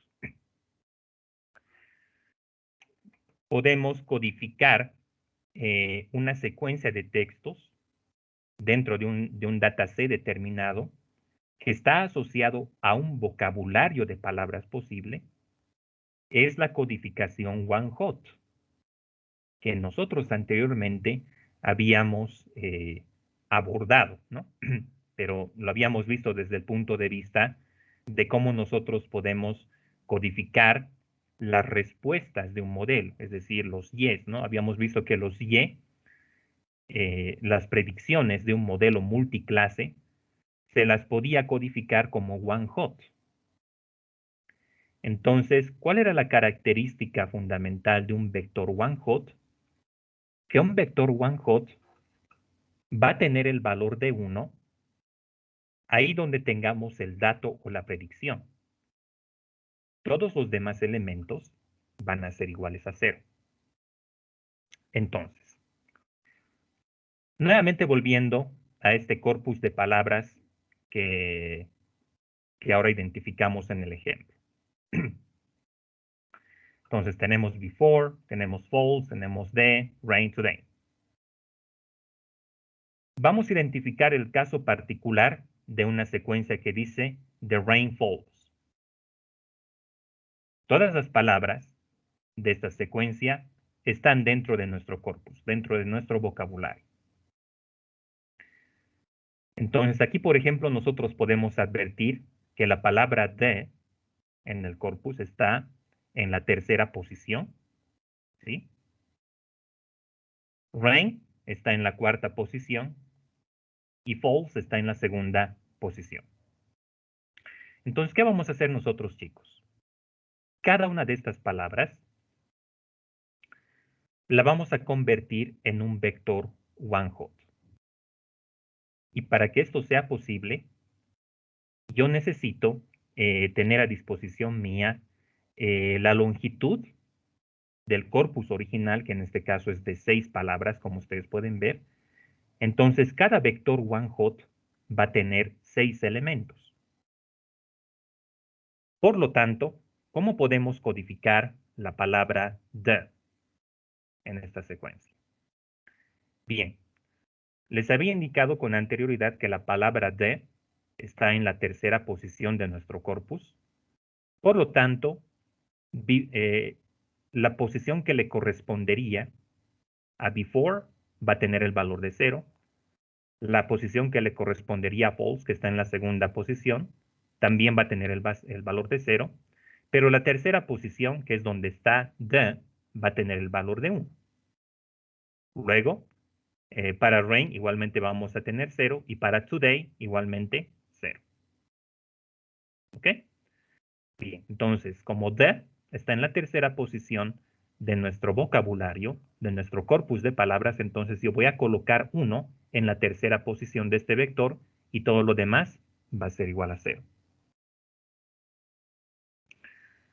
Ahora, si seguimos la misma lógica para codificar rain, pues podemos ver que rain está en la cuarta y penúltima posición de nuestro vector, de nuestro corpus. Entonces, before va a tener el valor de 0, false va a tener el valor de 0, the va a tener el valor de 0 y rain el valor de 1 y luego today nuevamente el valor de 0.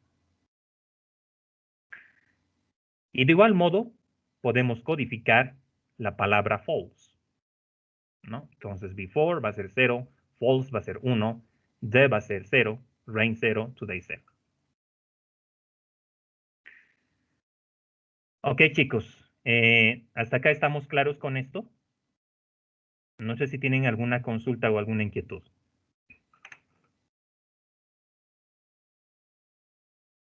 No, Inge, quedó claro. Ya, perfecto. Bien, entonces, esta es una de las formas en las cuales nosotros podemos codificar las palabras que forman parte de una secuencia de texto. Entonces, teniendo a disposición un vocabulario o un corpus de palabras, lo que yo voy a hacer es generar vectores one hot que van a tener el valor de 1 solamente en la posición de la palabra según el vocabulario que nosotros estamos definiendo. Pero Ustedes probablemente ya han debido poder identificar que esta forma de poder codificar palabras tiene una limitación. Y esta limitación es que si yo tengo un vocabulario muy grande, y puedo hablar, por ejemplo, de millones de palabras que tengo en un vocabulario, pues los vectores one hot se van a ir haciendo muy grandes también, ¿no? Entonces, en el peor de los casos, un solo, le estoy hablando de un solo ejemplo, ¿no es cierto? De una sola entrada de nuestro dataset, va a terminar ocupando megas de memoria, si no gigas inclusive, ¿no? Y una gran parte de esta información va a estar compuesta por números ceros, es decir, por, por valores que no le aportan, que no le dan un valor agregado a nuestro dataset en general, sino que solamente ocupa memoria de nuestro entorno de ejecución, ¿no? Entonces, por ejemplo, cuando nosotros trabajamos con Colaboratory, tenemos un entorno determinado con capacidades básicas de memoria, pero si nosotros tenemos un dataset que es muy grande, entonces este dataset no va a poder ingresar en la memoria RAM de nuestro entorno de ejecución. Entonces, tenemos otras alternativas. Podemos convertir las palabras de un dataset en vectores, pero que sean más pequeños y que estén compuestos por números reales. Y es ahí donde surgen los métodos que más adelante vamos a detallar, los métodos de codificación o generación de embeddings. ¿Sí? Tenemos lo que son los embeddings. Entonces, hay redes neuronales específicas, muchachos, que nos permiten generar embeddings, que nos permiten generar vectores representativos de cada palabra en nuestro vocabulario. ¿Okay? Y estos vectores van a ser más pequeños que una codificación one hot, por lo tanto van a ocupar menos memoria en nuestro entorno, sin sacrificar significativamente los resultados que nosotros obtendríamos al final. De hecho, inclusive cuando utilizamos vectores de estas características, nuestros resultados predictivos pueden terminar siendo mejores que en un escenario de one hot. Bien, pero one hot nos funciona cuando tenemos vocabularios pequeños de palabras. Ya hablemos no más allá de 100 palabras en un vocabulario determinado. Entonces, one hot aún puede ser una opción en este tipo de escenarios. Ahora bien, un dataset, y hablando particularmente del escenario de textos, muchachos, un dataset puede estar compuesto, o un vocabulario, mejor dicho, puede estar compuesto por varias palabras, pero también puede estar compuesto por varios caracteres. ¿Ya? Entonces, ¿cuál va a ser la diferencia fundamental en este contexto? En lugar de que el vocabulario esté compuesto por un set de palabras como tal, un conjunto de palabras, va a estar compuesto por un conjunto de caracteres. Entonces, nuestro modelo, en este contexto, ya no va a realizar, ¿no es cierto?, predicciones de series de tiempo basadas en palabras completas. Es decir, llega la primera palabra y te doy una predicción, luego llega la segunda y te doy otra y así, hasta que hayamos terminado de procesar todo el texto completo. Sino que más bien lo que va a ingresar a nuestro modelo son caracteres, y los caracteres también se van a desenvolver en una secuencia temporal. Por ejemplo, si estoy diciendo hola mundo, la primera letra va a ser la H, luego va a entrar la O, luego va a entrar la L, luego la A y así es, y así sucesivamente. Entonces, los caracteres igualmente se los puede codificar de esta forma, los podemos convertir en un one-hot encoding de tal modo de alimentarlos a nuestro modelo oportunamente. O bien podemos utilizar algún generador de embeddings que nos permita convertir cada carácter en un vector de números reales en particular. Entonces, de este modo nosotros podemos tener modelos de textos que se especializan en palabras o bien que se especializan en caracteres. ¿En qué escenarios son mejor los de palabras? Bueno, cuando necesitamos asociarle un significado semántico a una oración en particular, cuando estamos trabajando con modelos del tipo bolsa de palabras, tales como por ejemplo el modelo de LDA, que no está dentro del ámbito de Deep Learning por si acaso, pero que es un caso, ¿no es cierto? Un tipo de modelo que necesita que ingresen palabras sí o sí. Luego, si estamos trabajando, por ejemplo, en la predicción de una secuencia temporal tipo sentiment analysis, entonces ahí es mejor que ingresen las palabras porque este tipo de secuenciación va a estar asociada a un comentario positivo o negativo. ¿Ok? Entonces, en este tipo de escenarios identificamos como más adecuado un modelo basado en palabras. ¿En qué casos podemos trabajar con modelos basados en caracteres? Cuando, por ejemplo, nosotros deseamos realizar predicciones de alguna índole que puedan desenvolverse en diversos idiomas, ¿sí? Entonces, palabras que se expresan en un idioma determinado versus palabras en otros idiomas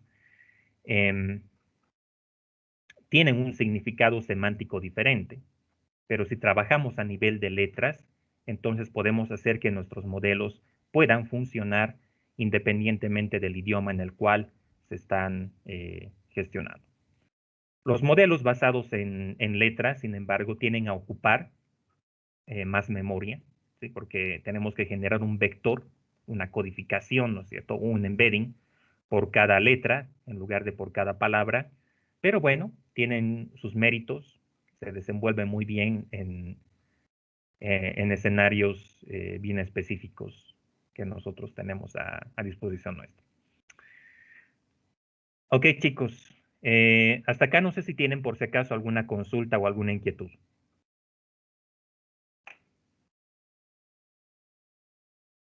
Inge, el de caracteres se podría aplicar, digamos, en el autocorrector del celular. Sí, es una interesante aplicación de aquello. Está bien, Inge, sí se entiende. Ok, bien, tenemos unos minutos más para la clase del día de hoy. De todas maneras, este ejemplito lo vamos a ver a mayor detenimiento la siguiente clase. Si ustedes van a la diapositiva, a la 10ª diapositiva que tenemos en la presentación y siguen el link que tenemos ahí, van a poder acceder a este ejemplo, que se trata básicamente de identificar cuál es la siguiente letra en una secuencia. O sea, yo te doy, por ejemplo, a la letra A como entrada y tú me tienes que devolver la letra B. Te doy la letra C y la letra D. Te doy la letra F y tú me devuelves la letra J. Entonces, el modelo que nosotros tenemos acá es un modelo relativamente sencillo. Este ejemplo ha sido desarrollado con la versión 1 de TensorFlow, entonces está haciendo uso de la sintaxis tradicional. Hoy por hoy tenemos ya TensorFlow en su versión 2 que está basado netamente en Keras, ¿sí?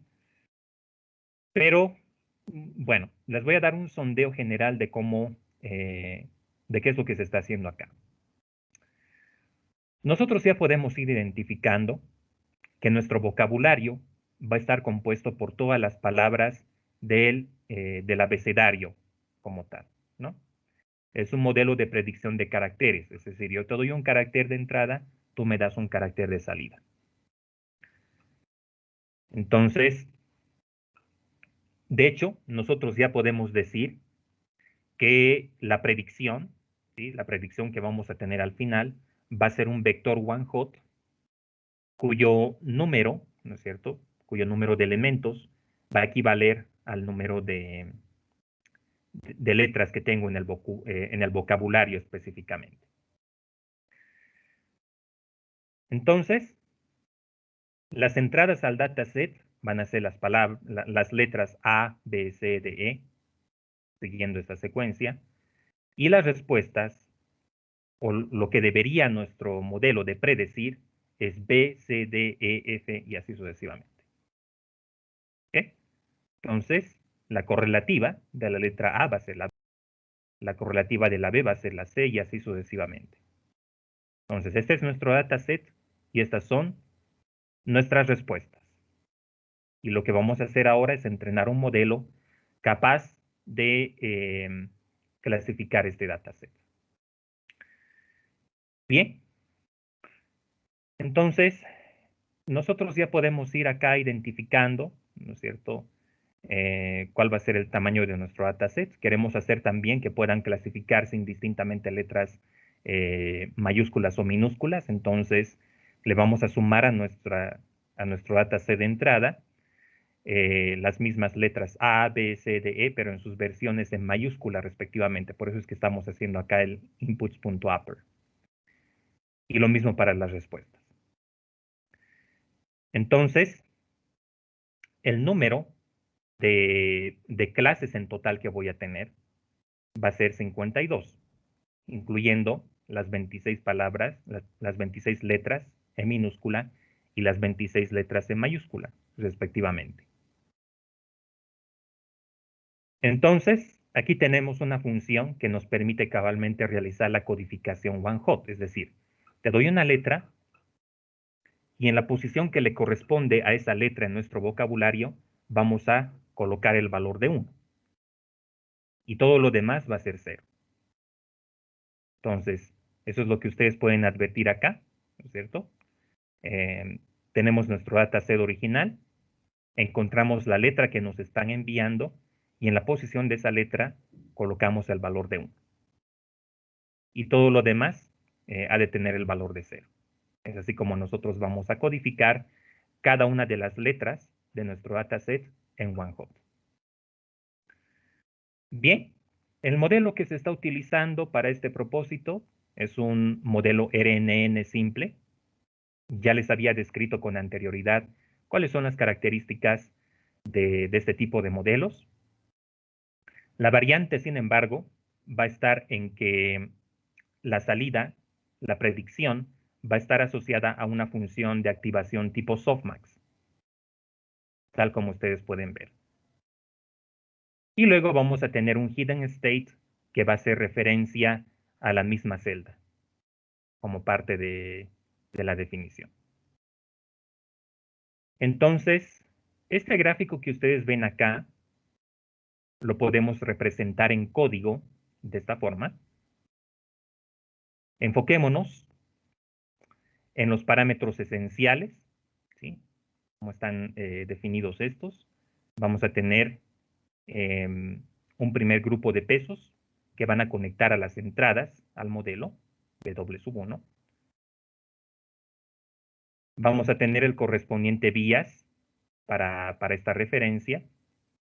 Luego vamos a tener un grupo de pesos que conectan a la predicción y también su correspondiente bias. Y todos los parámetros de principio se están inicializando con valores aleatorios, según la distribución normal, pero yo puedo utilizar también la distribución uniforme según lo que requiera. Eso es indistinto. Este es nada más un proceso de inicialización que nosotros le estamos consignando a nuestro modelo. Entonces, el proceso de forward propagation va a estar dado por la generación del logit, que va a ser la multiplicación del hidden state en un tiempo t dado por su correspondiente grupo de pesos W super 2, más el bias que le corresponde a esa instancia.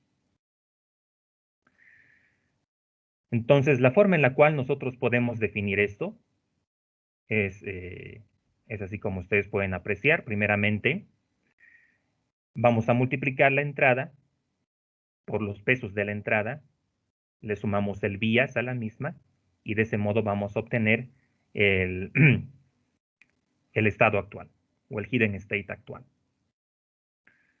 Luego, este hidden state, para poder generar lo que es el logic de la predicción, lo vamos a multiplicar por el peso de la predicción y lo vamos a sumar al bias de la predicción. Y bueno, de ese modo vamos a ir repitiendo este mismo procedimiento para todos los datos que tenemos en nuestro dataset. Luego, para realizar la predicción correspondiente, vamos a aplicar la softmax, tal como lo tenemos acá al final. Y bueno, de ese modo vamos a realizar lo que son nuestras predicciones al final.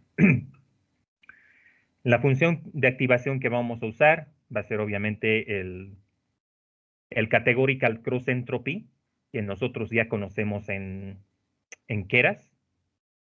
En la versión 1 de TensorFlow, esto se conoce como softmax cross entropy with logics. Y también evaluamos la exactitud en base a cuántas predicciones se realizan correctamente y cuántas no. Entonces, aquí tenemos nuestro dataset, incluyendo entradas y predicciones, entradas y salidas. Tenemos para la letra A, la B como respuesta, luego tenemos la B y la C, y así, luego tenemos lo mismo para las mayúsculas. Entonces, ya para realizar el proceso de entrenamiento de la red convolucional, de la red recurrente en este caso,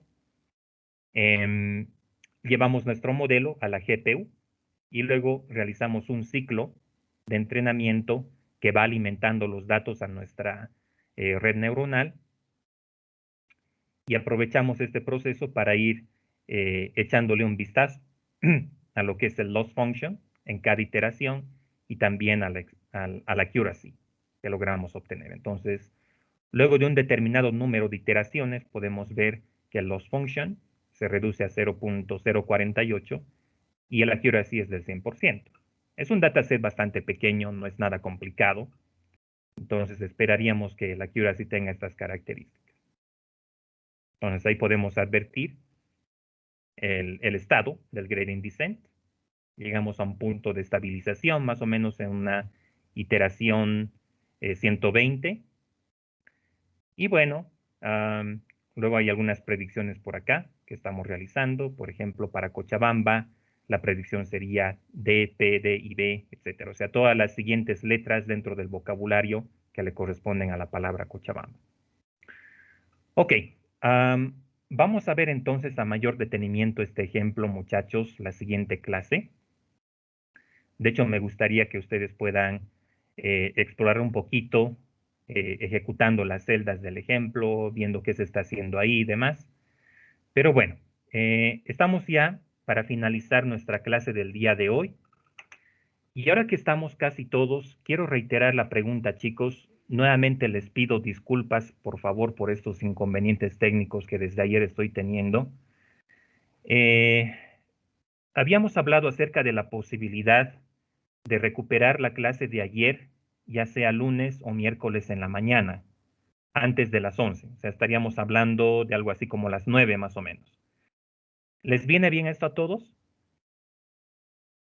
Sí, Inge, por mi parte sí. Ya. Ok. Entonces, les voy a confirmar, les voy a pedir, chicos, que estén atentos a las comunicaciones del Teams. Durante el fin de semana, entonces, les voy a confirmar qué día y en qué horario vamos a tener la clase de recuperación. Esto va a ser ya sea el lunes o el miércoles. Entonces, ahí les voy a pedir, por favor, que estén atentos, muchachos. Les voy a estar confirmando durante el fin de semana el día y la hora en que vamos a realizar la recuperación. ¿Estamos bien con eso, chicos? Inge, una pregunta, ¿a cuánto tiempo tiene que durar? ¿2 horas? 1 hora con 40. Lo típico. Ya. Porque a las 10 y yo tengo clase, pero súper temprano no nada. Ya, en todo caso, no habrá inconveniente. No habría inconveniente con eso. Si necesitas salir por temas de otra materia, no hay problema con ello. Ok, Inge, sí, porque física 3 empieza a las 10:35 o 10:15, si no me equivoco, pero es lunes, miércoles y viernes. Ah, ya. Ok, si es necesario que salgas de la clase, no hay inconveniente con ello. Puedes salir. Ok, gracias. Ya. Almaraz de la Quintana, Presente, Inge. Andrés, te estoy anotando. Edson Chávez, Córdoba Vilca, Presente, Inge. Cuadros Roca. Ok. Galleguillo Saudi. Ok. Fernando estás, ¿no? Te estoy anotando. Y la Quita Yujra, Presente, Inge. Callasa Mamani,